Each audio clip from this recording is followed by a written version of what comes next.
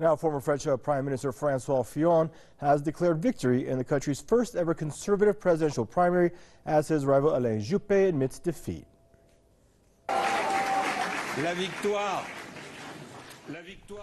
Victory is mine, and it's a substantial victory built on convictions. I've been on the road for 3 years, listening to the French people with my manifesto, with my values. And increasingly, I have felt this wave built up which has smashed all the preconceived scenarios. My approach was understood. France will not put up with its failure. France wants the truth, and it wants action. I congratulate Francis Fillon for his substantial victory. The right and the centre's primary was carried out in good conditions thanks to the high authority in charge of the primaries and the organizing committee, whom I salute. And as promised, I give my support tonight to Francis Fillon. I wish him good luck for his upcoming presidential campaign and victory next May. The center-right presidential hopefuls made the remarks after early results showed Fillon with a comfortable lead. And Fillon also called for unity to defeat the far right and the leftists. He campaigned on promises of fundamental free market reforms, a tougher stance on immigration, and better relations with Russian President Vladimir Putin. Polls suggest Fillon has a high chance of winning the French presidency in the April election.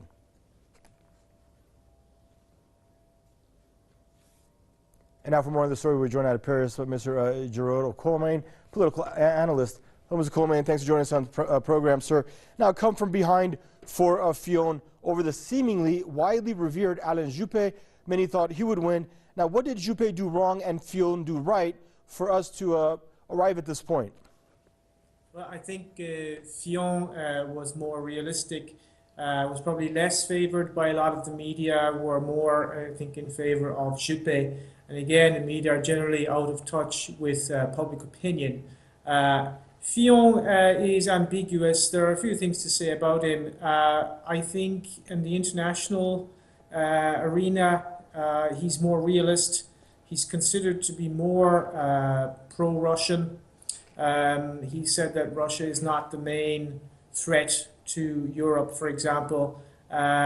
As regards the war in Syria, he seems also to be more realist there. He said that even if they have to ally with Bashar al-Assad to fight terrorism, then they'll have to consider that. He's at least indicated that French policy could change in the Middle East. He's identified the Muslim Brotherhood, who are behind the terror in Syria, as being the problem, and the countries financing them, that is to say Saudi Arabia, would be the main culprit there. So on the international, from sort of an international perspective, I think Fillon is more realist, and therefore he's more in touch with public opinion. I think the French public have understand that they cannot continue this disastrous foreign policy of destroying countries and the pretext of supporting revolutions and so on. At the domestic level, he's extremely draconian. That's where he's going to find it tough fighting Marine Le Pen, because he essentially has no policies. His policies involve absolute austerity, bringing the working day up to, or the working week up to 48 hours a week. It's going to be very unpopular.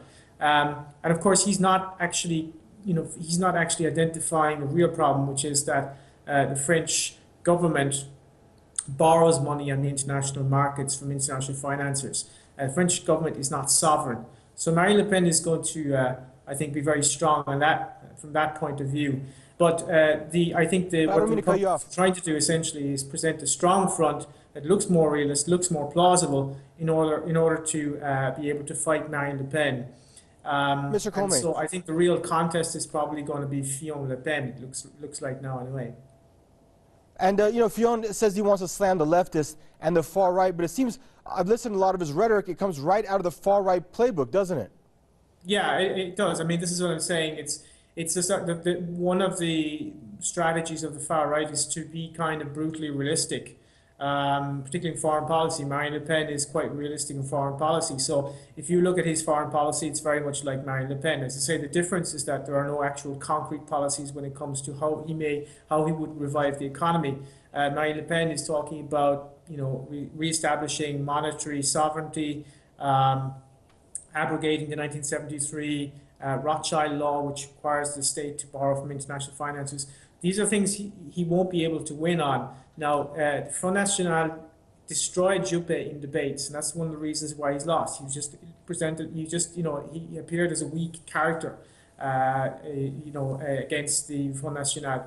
So I think that the main contest is going to be Fillon and Le Pen, because I don't see the so-called left. There isn't a left, but the so-called left, the PS, I don't see them presenting any kind of plausible policies, particularly in terms of international politics. They've been absolutely disastrous.